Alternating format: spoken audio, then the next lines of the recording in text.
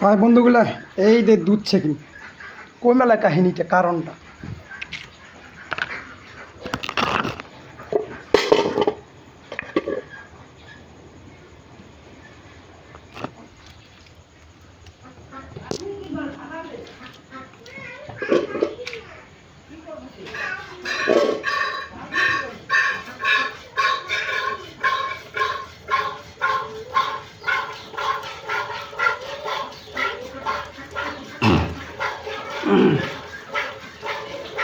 কালকে যে করলুম, কালকে যাওয়া কালকে যে করলুম কথাটা, দুধের কথাটা, তাকে নিয়ে কতজন মানে মানুষ ভালোও পাইছি বেয়াও পাইছি। তা ওটা কোনো কথা নয় বা হে, ওটা কোনো গং নাই। ওটা আলাদা কথা কৈছ, তোমরা বোঝেন নাই হয়তো।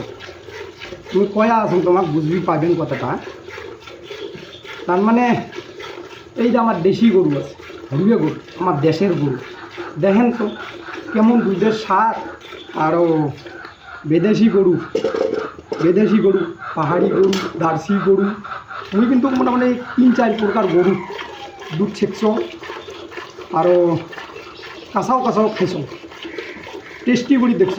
কিন্তু আমার দেশের গরু, যেমন এদের ছোটো ছোটো গরুগুলো, এই 100-150 দুধ বেড়ে দিই, হ্যাঁ, ওইলের কিন্তু কী বলে যেটা আছে, মানে এই দুধ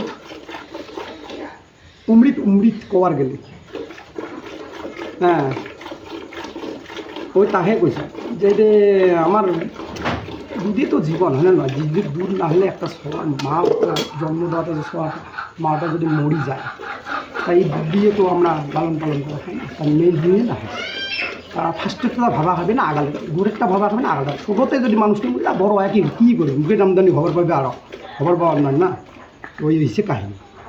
তা গতিকে এইটাই আমার মেল। দেশের মানুষ কায় কী করে না করে, এতে মুই কোনো আলোচনা বিলোচনা কোনো মনত ভাবনাও নাই, আর পুরো নাম জিন্দগি। হ্যাঁ, মুই কং এই দুধের কথা, এই দুধ, এই যেটা দুধের যেটা থিকনেস, অল্প আনা খাবেন না, তাতেই খুবই স্বাদ। কিন্তু এটা লাভের সাথে সম্পর্ক না, এটা ব্যবসা নয়।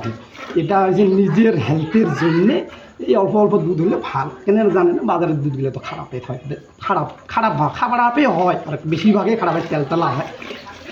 তার গতিকে ওই তেলতেলা দুধ তো ওটা তো করবেই মানুষ। কার গরু কেমন কারো গরু মানে দুধ পাতলাও থাকে, ওটা আমরা আলোচনা করি, কোনো কারণ নাই। তা ওইটি আর ফ্রেন্ড হয় শেষ আমার হয়ে গেল। 3 মিনিটে হলেই শর্ট ভিডিও নয় না, লম্বা ভিডিও। তা জানেন না, আমরা তো বড় ভিডিও বানাই। আর দেশের মানুষগুলাকে আমরা কী করবো আর কি, আমার এই কামাই চর্চাত আনাম আর কি, এটা ভাবনা চিন্তা নিয়ে এই মুড়ি আর কি চলে গেছি। হরে কৃষ্ণ।